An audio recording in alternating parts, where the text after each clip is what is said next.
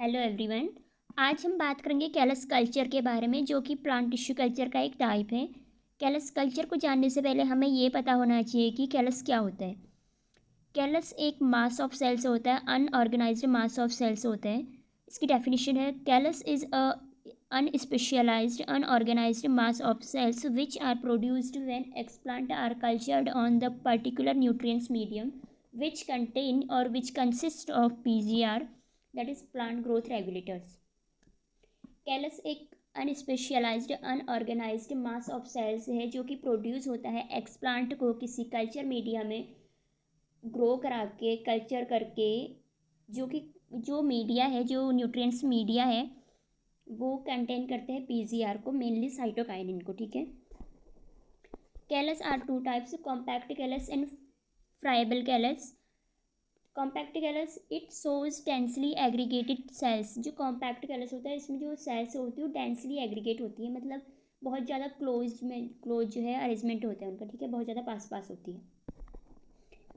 Friable callus shows loosely associated cells and the callus become soft and break easily. जो friable callus होता है उसमें जो sales होती हैं वो लूजली एसोसिएट होती हैं और ये जो होती है सॉफ्ट होती है और इजीली जो है ब्रेक हो जाती है। ठीक है। Callus culture, the process where tissues and cells cultured on an agar media forms callus is known as callus culture. जब कोई टिश्यू या फिर सेल्स को अगार मीडिया में कल्चर किया जाता है उससे जो है कैलस का फॉर्मेशन होता है, उसको बोलते हैं कैलस कल्चर। उस अगार मीडिया में, अगार इसलिए क्यों हम जेलिडिफाई जो है न्यूट्रिएंट मीडिया को यूज़ करते हैं, मतलब जेलिंग एजेंट को यूज़ करते हैं न्यूट्रिएंट मीडिया में, उसमें बाकी सारे न्यूट्रिएंट्स भी होंगे उस अगार मीडिया में जो कि प्लांट ग्रोथ के लिए ज़रूरी होते हैं। ठीक है। इसको हम डायग्रामेटिकली समझते हैं। हमने क्या करा, एक कैरेट लिया। ठीक है। कैरेट को हमने first dip in teepol for 5 minutes then cut into individual circular piece. हमने फर्स्ट टीपल लिया, इसको जो फर्स्ट हमने कैरेट लिया, इसको टीपल सॉल्यूशन में, टीपल केमिकल में इसको ऐड करा, इसको वॉश करा, 5 मिनट के लिए इसको रखा उसमें, क्योंकि जो इसमें सॉइल है या फिर जो बैक्टीरिया है वो जो सारे रिमूव हो जाए। बट 100% रिमूव नहीं होता है यहाँ पे। ठीक है। देन हम इसको कट करेंगे इंडिविजुअल सर्कुलर पीसेस में। हम इसको बहुत सारे पीसेस में कट करते हैं, लेकिन बेटर अंडरस्टैंड करने के लिए हम यहाँ पे एक पीस का एग्जांपल ले रहे हैं। ठीक है। जो हमने पीस काटा उसको हम बोलते हैं एक्सप्लांट।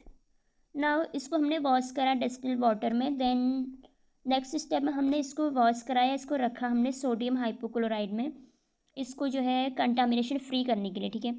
जो टीपल सॉल्यूशन है उसमें 100% कंटामिनेशन फ्री नहीं होता है, मतलब 100% बैक्टीरिया रिमूव नहीं होते हैं, इसलिए हम इसको सोडियम हाइपोक्लोराइड से वॉश करते हैं। नाउ इसको हम पेट्री डिश में रखते हैं जो कि ऑलरेडी कंटेन करता है फिल्टर पेपर को या टिश्यू पेपर को। अब हम एक पीस को अलग से सेपरेटली ले लेते हैं। ठीक है। ये पीस जो है कंसिस्ट होता है, आप देख सकते हैं इसमें कॉर्टेक्स है, फ्लोएम है, जाइलम है और बीच में सेंटर में कैम्बियम है। ठीक है। कैम्बियम जो है इम्पोर्टेंट होता है कैलस कल्चर के लिए। अब हम इसको, जो ये सर्कुलर पार्ट है, सर्कुलर पीस है, ये जो लार्ज एक्सप्लांट है, इसमें से हम कैम्बियम को कट कर लेते हैं, कैम्बियम को ले लेते हैं और इस कैम्बियम को, इसको बोलते हैं कैम्बियम एक्सप्लांट। ठीक है।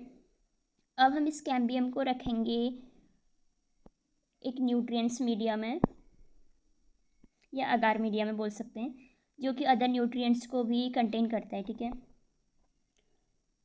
कैम्बियम एक्सप्लांट को इसमें रखा, इससे क्या होगा, जो अगार मीडिया है उसमें जो कैम्बियम एक्सप्लांट है उससे कैलस का फॉर्मेशन होगा। यहाँ पे कैलस का फॉर्मेशन हो गया। अब इस कैलस से जो है एम्ब्रियोजेनेसिस भी हो सकती है और ऑर्गेनोजेनेसिस भी हो सकती है। अगर एम्ब्रियोजेनेसिस होगी तो कैलस से जो है एम्ब्रियो का फॉर्मेशन होगा, देन जो है प्लांट का फॉर्मेशन होगा। अगर ऑर्गेनोजेनेसिस होती है तो कैलस से सीधे प्लांट ऑर्गेन का फॉर्मेशन होगा और एक नया प्लांट डेवलप होगा। ठीक है। बाकी हमने प्रोसीजर इसका पिछले वीडियो में पढ़ रखा है और ये प्रोसीजर सबके लिए लगभग सेम होता है। ठीक है, सारे टाइप्स के लिए। अब इसका flow chart, selection of fresh taproot of carrot का एक फ्रेश टैपरूट हम सिलेक्ट करेंगे। Dipped into teepol for 10 minute, हम इसको टीपल सॉल्यूशन में 10 मिनट के लिए डुबोएंगे या उसमें ऐड करेंगे, क्योंकि जो उसमें सॉइल है या फिर जो कंटामिनेशन है उसको फ्री करने के लिए, उसको रिमूव करने के लिए हम इसको ऐड करेंगे। Cut in round circular piece and wash it in the distil water.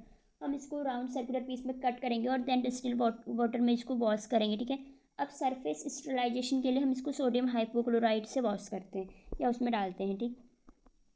Now उसमें से जो है वो इस कैरेट को रिमूव कर लेंगे सोडियम हाइपोक्लोराइड से, देन इसको अगेन वॉश करेंगे हम वाटर से, ताकि जो सोडियम हाइपोक्लोराइड के कुछ मॉलिक्यूल्स उसमें रह जाते हैं कैरेट में वो भी रिमूव हो जाए, ठीक।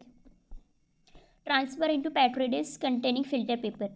जो ये एक्सप्लांट है कैरेट का, राउंड एक्सप्लांट है, उसको हम ट्रांसफ़र करेंगे पेट्री डिश में जो कि कंटेन करता है फिल्टर पेपर को।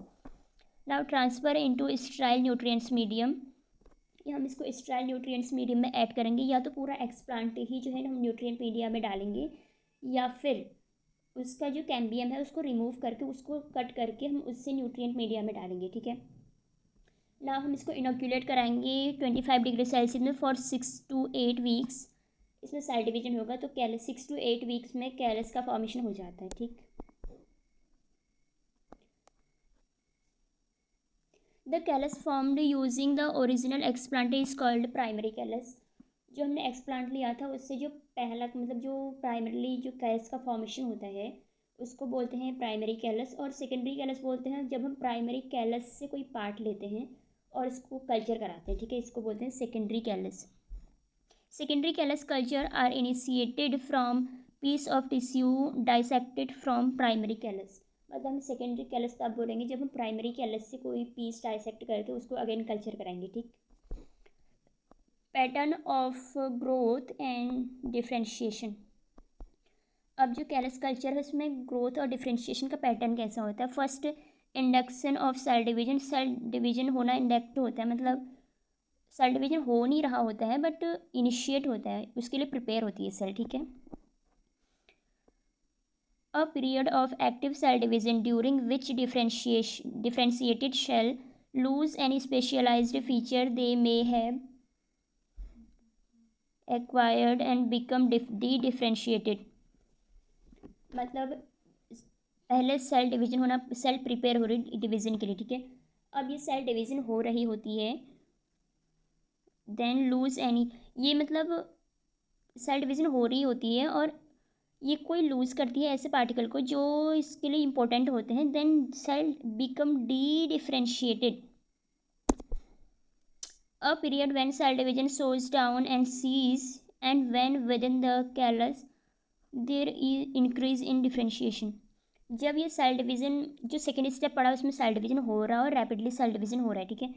और जब सेल डिवीजन जो है स्लो डाउन हो जाता है या फिर सीज मतलब स्टॉप हो जाता है, क्योंकि वहाँ पे न्यूट्रिएंट्स की कमी हो जाती है। न्यूट्रिएंट्स से पहले सेकेंड स्टेप इसने ऑब्जर्व कर लिया है और वहाँ पे एब्जॉर्ब करने के बाद वहाँ पे सेल डिवीजन बहुत ज़्यादा हो रहा है। थर्ड स्टेप में क्या होता है, न्यूट्रिएंट्स मीडिया की कमी हो गई, वहाँ पे डिप्लीशन हो गया है, तो जो सेल डिवीजन है वो स्टॉप हो जाता है। अगर सेल डिवीजन स्टॉप हो गया तो कैलस में जो है सेल्युलर डिफ्रेंशिएशन होने लगता है, मतलब कैलस जो है वो अलग अलग सेल्स में जो है मतलब डिफ्रेंशिएट होने लगती है, ठीक है। In callus culture, the concentration of auxin and cytokinin control the root and shoot formation। जो कैलस कल्चर होता है उसमें ऑक्सिन और साइटोकाइनिन का बहुत बड़ा रोल है, ये कंट्रोल करते हैं रूट और शूट के फॉर्मेशन को। If the auxin have higher concentration to the cytokinin, अगर ऑक्सिन का हाई कॉन्सेंट्रेशन होता है साइटोकाइनिन से तो रूट का फॉर्मेशन होगा, और अगर साइटोकाइनिन का कंसेंट्रेशन ज़्यादा होता है ऑक्सिन से तो शूट का फॉर्मेशन होगा।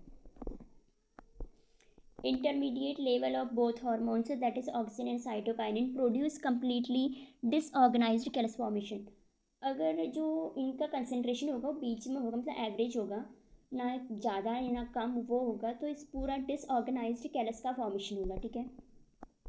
अब properties of callus, it can be maintain इंडेफिनिटली, it often comes from suit in early culturing, no photosynthesis and grow in dark, it can be used to isolate single cell। इसको हम use करते हैं isolate single cell को isolate करने में, और इसमें photosynthesis नहीं होता है इसलिए हम इसको डार्क में भी ग्रो करा सकते हैं। इसमें स्टेम सेल की जैसी प्रॉपर्टीज़ होती हैं, दैट इज़ टोटीपोटेंसी। टोटीपोटेंसी वह होता है जिसमें जब मतलब किसी सिंगल सेल की एबिलिटी जिससे पूरा होल मतलब होल प्लांट बन जाता है, ठीक है। It has no definite shape, इसका कोई डेफिनिट शेप नहीं होता है। ये है कैलस कल्चर के बारे में। नेक्स्ट वीडियो में हम बात करेंगे सेल सस्पेंशन कल्चर के बारे में।